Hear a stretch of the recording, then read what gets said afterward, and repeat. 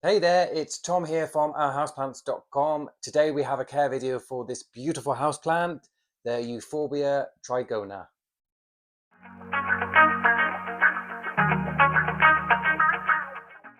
So, some quick facts about this plant. It also goes by the name of the African milk tree. There are two varieties, which are the all green variety, which you can see on the end here, and this one is the Euphorbia Trigona rubia, because it has red, kind of maroon burgundy sort of markings on the leaves and the stems. I'll show some footage so you can see a close-up of the difference between the two. Wow, it's not a cactus. People might think it might be. It's not. It's a succulent. It's very easy. It honestly is an easy plant to look after, and it just thrives in our homes. Providing you can provide just a couple of essentials, it will grow fast. So a normal cactus will grow a lot slower. These grow really quick. You just need to give it a few things that it really wants, which I'll get onto now. So light, it wants it bright. It ideally wants at least a few hours of sunlight a day, like in the growing season. That's what I'm talking about specifically. So spring or summer, early autumn, you want to give it as much light as possible. So put it in the brightest spot you have in your home. Um, it doesn't need full sun all day. I've read that people suggest that it doesn't need that much light, but it does need a strong amount, especially the rubia variety. If you don't give that, it gets washed out. It loses all the burgundy and the red markings. So do give it as much light as possible. Yeah, I'd say this is quite a thirsty plant. In the height of summer, I'll be watering mine once or twice a week quite easily, especially if you put it in the space I just told you for light. If you put it in a bright spot, it's going to use a lot of water. Again, not cactus, so it's not a plant that wants to be underwatered. It will survive if you underwater it. It's tolerant. It can cope with that. But for the best possible growth and look, you do need to keep it well watered. So wait until it's, at the first, like normal houseplants, really, most houseplants, to be honest, the first couple of inches dry, and then give it a good thorough watering.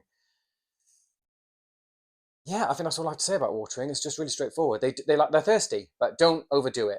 They can be overwatered and they can rot slightly on the base. It's unusual, and I have to be honest, none of my plants have ever succumbed to overwatering. It's not.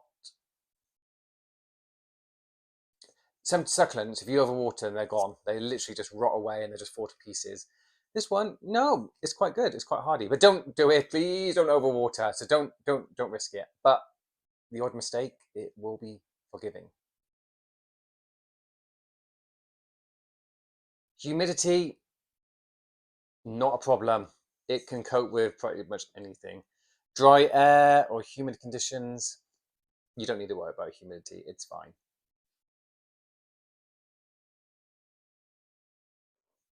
Okay, so this is my top tip. If you want to grow this plant well, give it warm temperatures. They love it warm. Hot, warm temperatures is what they want. You'll get explosive growth if you can provide that. They don't like it cold. So if your plant's not growing and you're not sure why, it could be that the temperature is too cold. They like it warm. Put it in your living spaces, put it in warm, nice locations. You don't need to repot that often. Every 2 or 3 years is probably sufficient. If the plant is very young or you've just taken cuttings, then you're probably going to have to repot it a bit more frequently at the early stages. But once it gets to this sort of size, you can leave it for years. It's fine. As you can see, the pot is really small compared to how much growth you get above the soil line. So you don't need to worry about it too much. A lot of houseplants will stop growing completely if the pot is too small, and that's usually quite early on.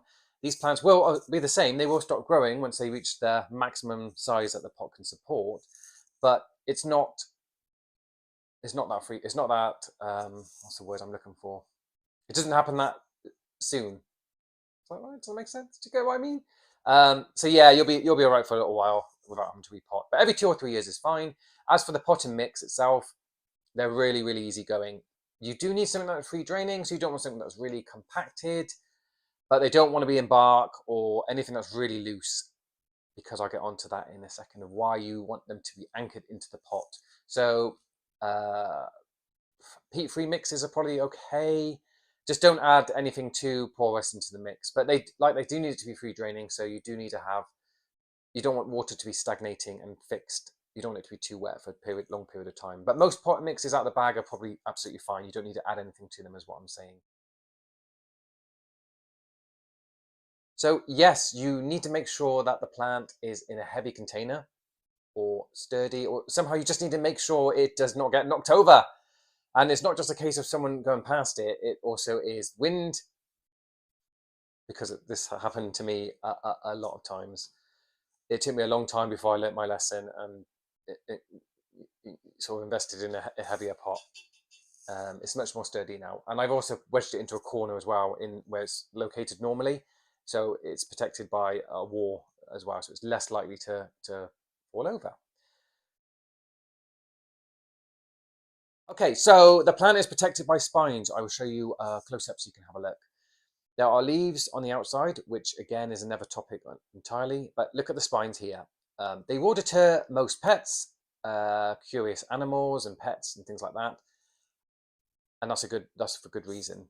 Inside the stems is, like all euphorbias, there is a latex sap, which is highly irritant to certain individuals. Not everyone has the same sort of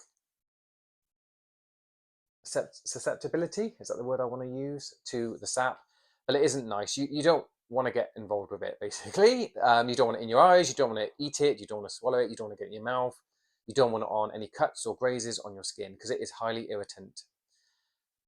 And some people will have a reaction to it, even if it's just on normal skin. So I always recommend, if you're not sure about euphorbias generally, to use gloves when you handle this plant. Especially if there's a high risk of it becoming damaged, because it will ooze the sap very, very easily.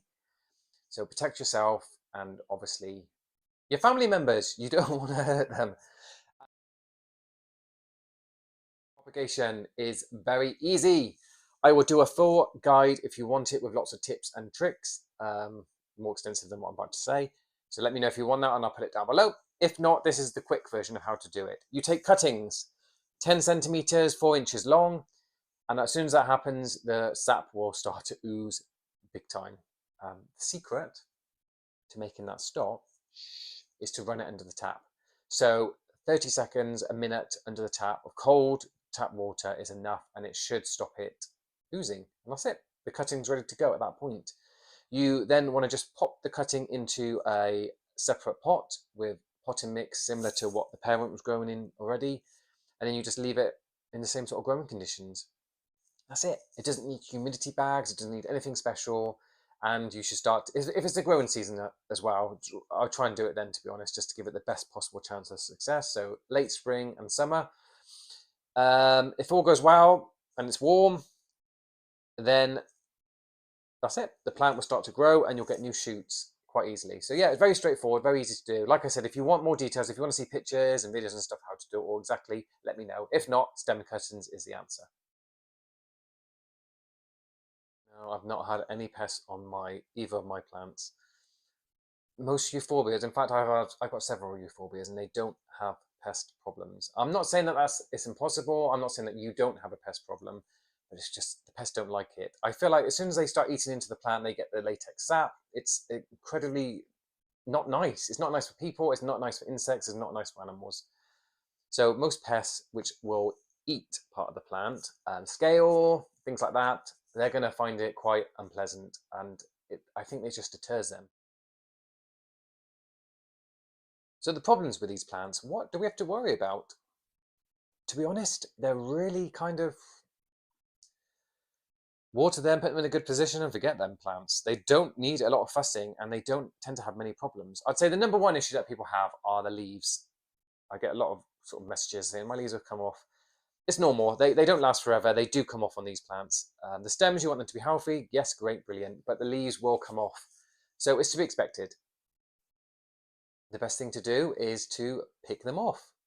When they go brown and they start to look funny, take them off the plant, pick them off, and off you go. They won't grow back from the areas they've fallen off, but when you get new growth the following year, whenever the plant's growing, you'll end up with a brand new set of leaves on the new growth that's forming. Why do they fall off? I think the plant is just very expendable to these leaves. So if there's any poor conditions or anything like that, they will drop the leaves quite happily and they'll be gone. So if you underwater the plant, if you overwater it, maybe too much light, like too much sun, maybe a bit of a shock, perhaps too much sunlight can cause them to go brown and come off. All those things can trigger the leaf fall, but don't worry too much. The second problem that you probably come across is corking. It's very common on cactus, especially older cactuses, and it also affects some succulents, including the Euphorbia Trigona. I'll show you some clips so you can have a look at what I'm talking about. There's nothing you can do about it once it appears. It's there. If it's basically caused by either age, damage over time. You might have knocked it. It might have scraped against something. It can cause this kind of corking. It's kind of this like scab, basically. There's no other way to describe it. Gross, but that's what it is like. It's a permanent scab on the plant designed to help protect it. It can look unsightly. If it's lower down, there's nothing you can do about it without killing off the plant, so you just have to accept it. But if it's higher up, randomly, you might get away with just cutting the stems underneath and starting again. Like I said before, you'll get new shoots coming out from the cut edges. So you can get rid of it completely and also grow a bit more of the plant. So that's one solution. It's caused by, just like I say, damage. It's a natural part of the plant to try and protect itself. There's nothing you can do about it. Okay, so I think that's it for this plant.